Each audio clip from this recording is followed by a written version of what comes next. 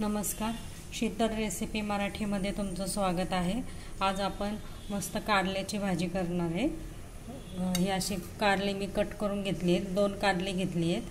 त्याच्या अशा बिया काढून अशा गोल चकते करून घेतल्यात। तुम्हाला बिया हव्या असेल तर तुम्ही ठेवू शकता। मी इथं सगळ्या काढून घेतलेल्या आहेत। कैऱ्याच्या बिया कारल्याच्या बिया सगळ्या मी काढून घेतलेल्या आहेत, त्या स्वच्छ धुवून घेतल्या आहेत। आता आपण त्यासाठी साहित्य बघू। इथं मी एक कांदा घेतलाय मोठा बारीक चिरलेला। इथं लाल तिखट लागल आपल्याला 1 चमचा, अर्धा चमचा हळद, 1 चमचा आपल्याला बेडगी मिरची पावडर लागेल, हिंग लागल, जिरं मोहरी आणि गूळ पावडर घेतली आहे आणि इथं आपल्याला कोथिंबीर लागेल आणि चवीनुसार मीठ। आता आपण इथं मी कढई ठेवली आहे तापायला। आता आपण त्याच्यामध्ये तेल टाकून कारलं चांगलं परतून घेणार आहे। चांगलं थोडंसं लालसर होईस्तोवर शिजून घ्यायचं आहे कारलं। इथं कढईमध्ये मी तेल टाकले, ते गरम व्हायला ठेवलंय। आता आपण त्याच्यामध्ये कारलं टाकूया। हे छान परतून घ्यायचं आपल्याला आणि थोडं लालसर होईस्तोवर आपल्याला ते शिजून घ्यायचं आहे तेलावरच।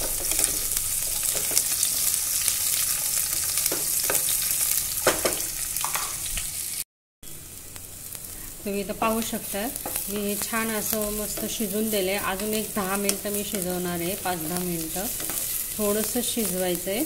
आता छान परतून घ्यायचं आहे, म्हणजे कडूपणा जरा थोडा कमी होईल कारल्याचा। आता आपलं कारलं छान शिजलेलं आहे। आता मी एका बाउलमध्ये काढून घेणार आहे। एका बाउलमध्ये काढून घेणार आहे। कारलं छान शिजून घेतले। आता त्याच्यामध्ये आपल्याला जिरी मोहरी घालायची आहे। मोहरी टाकली आहे, चांगली तडतडली की जिरी टाकायची।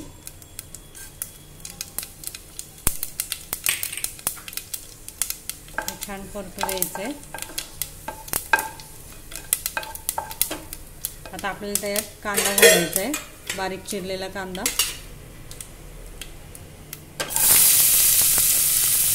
छान परतून घ्यायचं आहे। कांदा लाल होईस्तोवर आपल्याला परतून घ्यायचा आहे, चांगला शिजू द्यायचा आहे। कांदा चांगला लाल झालेला आहे आपला। आता आपण त्याच्यामध्ये लाल तिखट टाकू, हिंग घालायचं आहे, हळद, बेडगी मिरची पावडर टाकायची आहे। चांगलं मिक्स करून घ्यायचं आहे। छान मिक्स करून घ्यायचं आहे हे। आता आपण त्याच्यामध्ये कारलं घालू।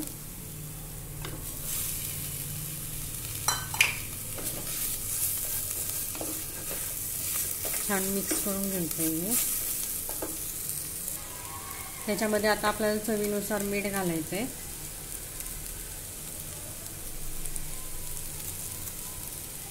खूप छान होतं हे कारलं।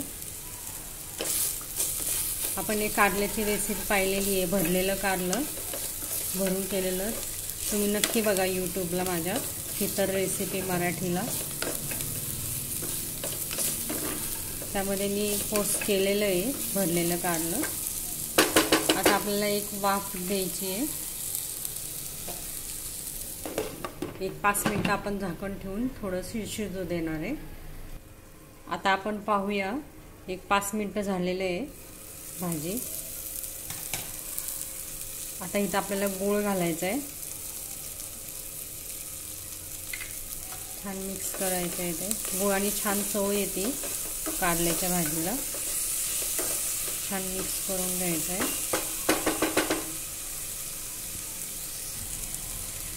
इथं मी तुम्हाला सांगायला विसरले, इथं आपल्याला दाण्याचा कूट लागेल 2 चमचे। 1 चमचा घातला तरी चालेल। आणि आता हे छान मिक्स करायचं आहे। ऑलमोस्ट आपली भाजी रेडीच होत आलेली आहे। तो छान मिक्स करून घ्यायचं आहे।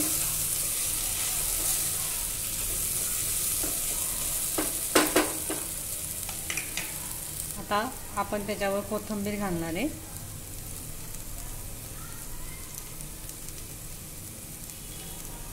कोथिंबीर घालून छान मिक्स करून घ्यायची। खूप छान वास सुटला आहे भाजीला, न खाणारे पण खातील, इतकी छान भाजी झालेली आहे। आता मी सर्व करते, एका बाउलमध्ये काढून घेणार आहे। अशा प्रकारे आपली भाजी रेडी झाली आहे, मी एका बाउलमध्ये काढून घेतली आहे। आता आपण त्यावर थोडी कोथिंबीर घालू सजावटीसाठी, खूप छान वास येते भाजीचा। थोडी घालूया,